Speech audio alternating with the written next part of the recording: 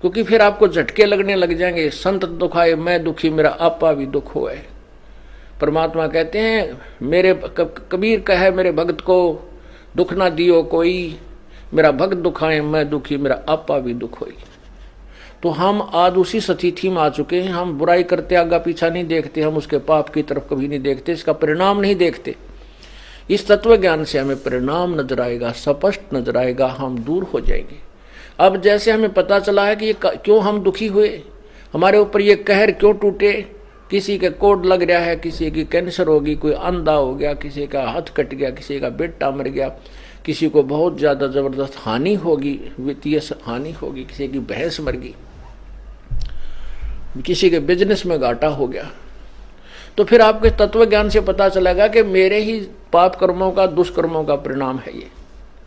अब वो जो धन 2 नंबर का जोड़ा था गलत काम करके, बुराई करके, वो पाप तो आपके पास जो के तो जमा है, लेकिन वो धन नहीं रहा। या तो कोई पुत्र बीमार हो गया, या कोई भैंस मर गई, कोई संपत्ति हानि होगी, किसी ने 10-20 लाख रुपये ले लिए, दिए नहीं, मुकदमे चले। तो फिर हम इतने डरेंगे कि जो आपत्ति मेरे ऊपर आई है मेरे पाप कर्मों से आई है, तो फिर उस आपत्ति को हम फिर दोबारा ग्रहण नहीं कर सकते, कभी भी नहीं कर सकते। और फिर परमात्मा हमें पग पग पर साथ देगा, हमारा सहयोग देगा, शुभ कर्मों का फल मिलने लग जाएगा, और फिर हम किसी का कभी बुरा नहीं कर सकते। अब तो ना बाप ने, ना तो बेटे न बाप की चिंता रही, माता पिता की तरफ कोई ध्यान नहीं है। वहाँ ये दास जेल में था, वहाँ एक तो एक नया कुबाड़ी, वहाँ देखे कुबाड़िया कुकर्मी लोग, अच्छे भी फंस रहे थे, जो गलती जिनकी कोई त्रुटि नहीं वैसे वो भी थे, कुछ निर्दोष भी फंसा रखे थे किसी को अन्य कारणों से। तो एक ऐसा भी मिला, उसने अपने बाप का कत्ल कर रखा था। तो उसे पूछा भाई तने ऐसी गलती क्यों करी, बाप के तो नहीं करना चाहिए था। तो उसी के गांव का और था वहाँ बंद, वो कहने लगा जी इसके पिताजी की पेंशन आवत थी, ये 2 भाई हैं, तो इन्होंने इसका बाटा माँ आएगी और बड्डे का बाटा बाबू पिताजी आएगी, इन माँ बाबुओं को बांट लिया नारा नारा। अब वह पेंशन आवे थी, तो पेंशन बुढ़ा ने बोला मैं तो भाई जिसमें रोटी खाऊंगा उसने दूंगा, तेरे को क्यों दूं जब तू मेरी सेवा नहीं कर रहा। तो इन्होंने बोला मुझे आधी तनख्वाह दे, पेंशन दे। तो उस बुढ़े ने ना दी उसको, तो उठा कर लठ मारा सर में, बुढ़ा मर गया। अब उसकी वो जेल में बंद था। तो पुण्यात्मा ऐसा जुल्म हो गया। माँ बाप ना हम कितना, माता पिता हमें कितने प्यार से पालते हैं। आज जो छोटे छोटे जवान बच्चे हैं उनके पास पुत्र हैं, पुत्रियां हैं, वो कितना सीने से लगाए फिरते हैं, कंधे पर बैठाते हैं, सिर पर बैठाते हैं, चूमते हैं। वो लाड करते करते पेशाब भी कर दें, सारे कपड़े में कर दें काम, और फिर भी बुरे नहीं लगते। और जब वृद्ध हो जाते हैं, जब वो बड़े हो जाते हैं, उनका विवाह हो जाता है, और फिर वो माँ बाप उनको अच्छे क्यों नहीं लगते, उनकी सेवा करने में उनको इंटरेस्ट क्यों नहीं है। इसका कारण ये है, ये नहीं हो सकता, क्योंकि इसका कारण है कि बुढ़े ने भक्ति ना करी। उस जब वो युवा था उन बालका के लालन पालन में उनको सेठ बनाने में लग रहा, भक्ति करी नहीं। और भक्तिहीन प्राणी का कितना ठिकाना नहीं। यदि हम पहले से परमात्मा का नाम लेंगे, भक्ति करेंगे, तो परमात्मा ऐसी व्यवस्था कर देगा, उन बच्चों के दिल में ऐसी दया भर देगा, माता पिता ने हाथों पर रखेंगे। और माता पिता इसे योग्य होंगे नहीं कि वो उनको दुख दें, क्योंकि उनकी भक्ति से वो स्वस्थ भी रहेंगे, उनका शरीर भी तगड़ा रहेगा। और जो 10,000 के रुपये में बीमारी कटनी हो, मानो 500 रुपये में ठीक हो जाएगा। तो ऐसे फिर वो भक्ति से ही सेवा बना है। एक आदमी तो ऐसा है, वो अच्छा भी ना लगता, हमने खड़ा होगी तो मान ले जैसे अरे कैसा हो जाओ, इस तो बात तय करें जावा, बड़ा अच्छा आदमी, क्योंकि उसके पिछले पुण्य है, वो संस्कार, वो भक्ति के गुण उसके अंदर विद्यमान है। तो ऐसे ही अब हम भक्ति संस्कार बनावाएंगे तो बचपन बुढ़ापे में हमारी आप सेवा परमात्मा ऐसी व्यवस्था कर देगा, हम सोच भी नहीं सकते। ना हम बच्चों बुरे लागा, ना बच्चे हमारी सेवा से उकताएंगे, कभी नहीं उकताएंगे, दूनी इंटरेस्ट बढ़ेगा। अब देखो पुण्यात्माओं, इस दास के 4 संतान, 2 लड़के 2 लड़की थी। यदि ये दास उन्हीं में उलझ पुलझ रह जाता, अब मुझे पता हुआ मेरी कितनी की खातिरदारी करें, खूब पता है मुझे वह क्या नेचर है उनका, कैसा उनका स्वभाव और क्या करते। अब परमात्मा के चरणों में आया हूं, मेरे लाखों चेले बेटा बेटी हो गए। अब एक को कहता हूं भाई जल लाना, 10 खड़े हो जाते हैं। ये क्या कारण है? क्योंकि मैंने परमात्मा की भक्ति का रटना लाई, और उस भक्ति की शक्ति से इन बच्चों में इतनी श्रद्धा बन गई, दोनों हाथों पर रखूं अपने गुरुदेव को, अपने पिता को। परमात्मा कहते हैं कुल खोए कुल होत है, कुल राखें कुल जा, राम निकल कुल भेंट ले, सब कुल रहा समाए। यदि हम इस कुल को बचाने में लगे रहेंगे, कुल तो नष्ट होगा, हम भी मरेंगे, बेटे भी मरेंगे, पोते भी मरेंगे, सभी ने एक दिन जाना है, ये तो रहना नहीं। 1 लख पूत 1.25 लाख नाती, उस रावण कह दी वन बाती। और यदि हम इस कुल को भूल कर, और राम निकुल कुल, ये राम का कुल है, ये भगवान कुल है, भगवान का खानदान है, यानी सत्संग में आ जाना। अब आप बहन भाई हो, एक गुरु के शिष्य हो, और ये दास आपका पिता, आप हमारे बच्चे हो गए, तो ये हमारा कुल बन गया। कहते इस राम निकल कुल भेंट ले, सब कुल रहा समाए, बेटा भी बेटी भी माई भी भाई भी सारे हो गए इसमें।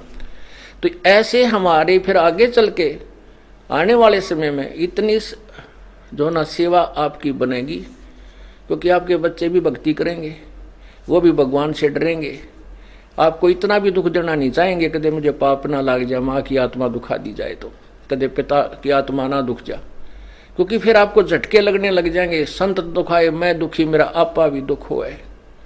परमात्मा कहते हैं मेरे कबीर कहे मेरे भगत को दुख ना दियो कोई, मेरा भक्त दुखाए मैं दुखी, मेरा आपा भी दुख होई।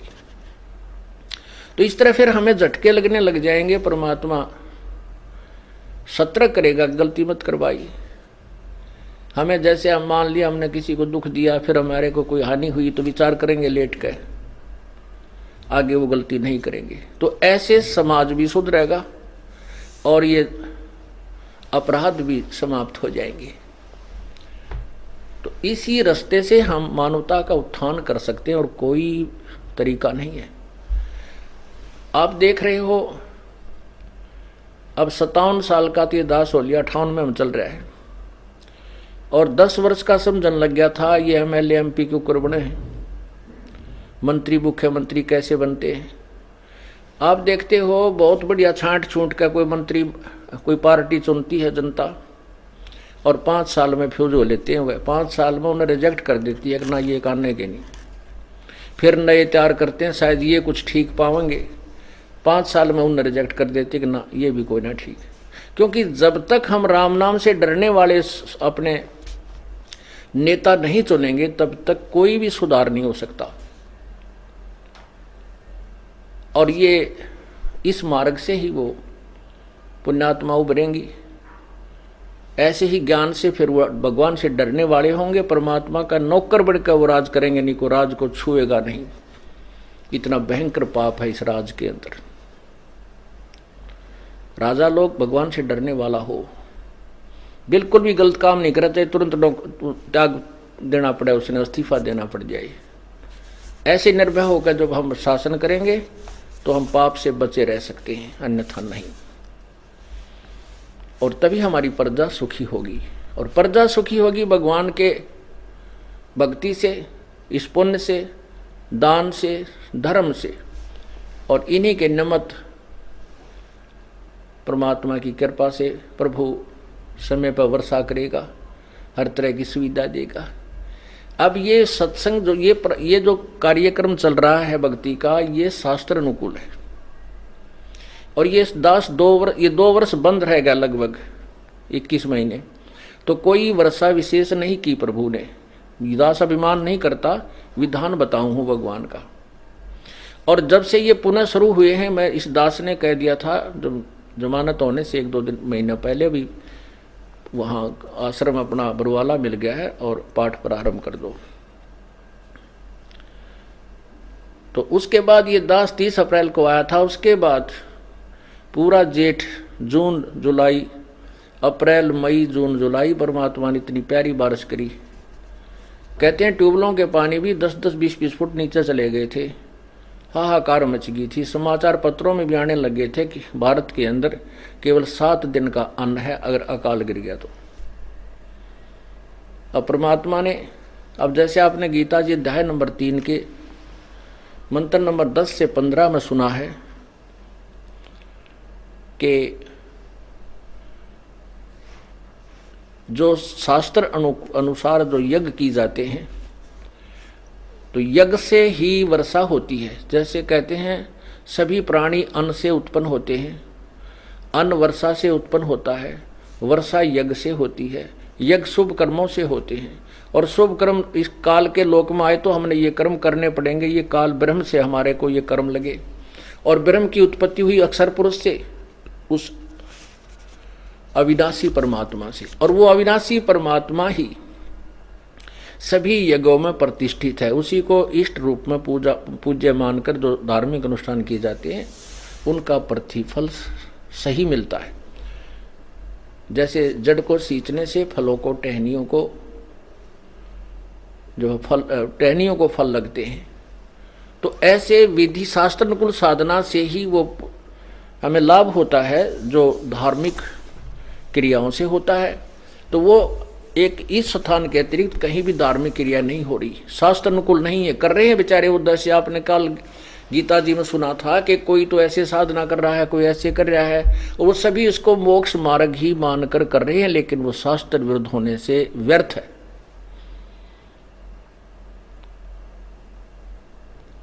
इसलिए ये आप देख रहे हो, ये दास ने, आपने भी देखा, मई, जून और जुलाई, अगस्त दिन खाली नहीं गया जो बारिश ना हुई हो, और बहुत प्यारी प्यारी।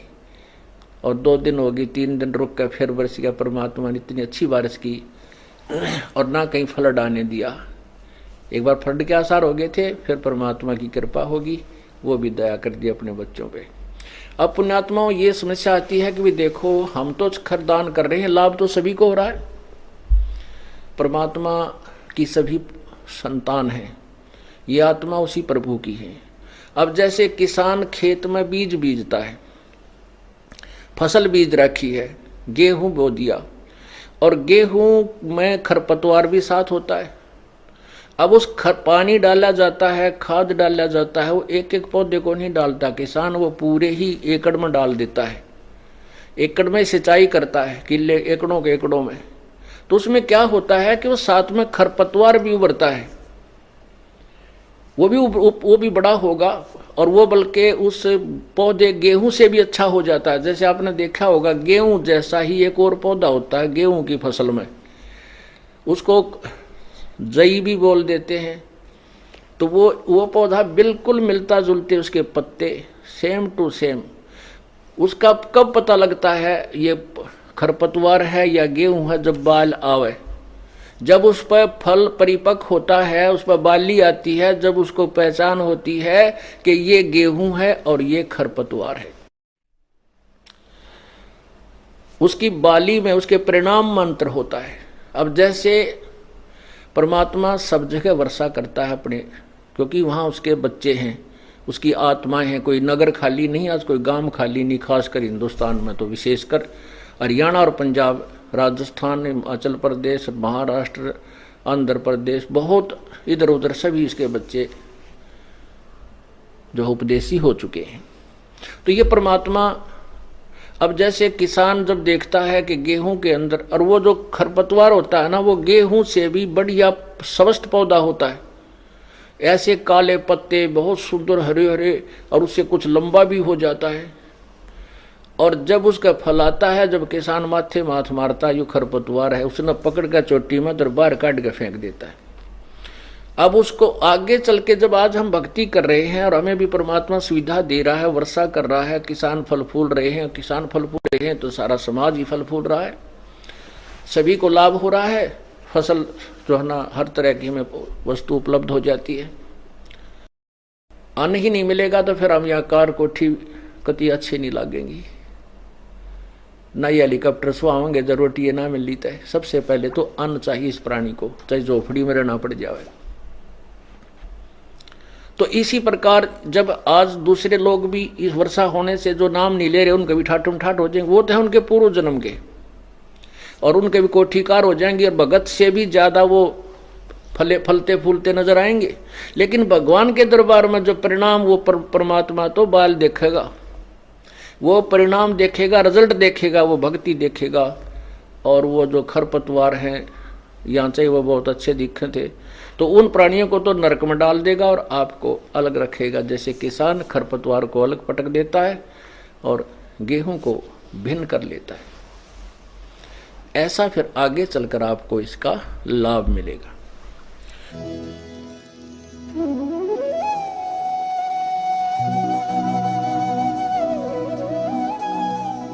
अगर आप ये वीडियो YouTube पर देख रहे हैं तो हमारे चैनल को सब्सक्राइब करें और बेल आइकन को दबाना ना भूलें। अगर आप Facebook पर ये वीडियो देख रहे हैं तो हमारे पेज को लाइक करें।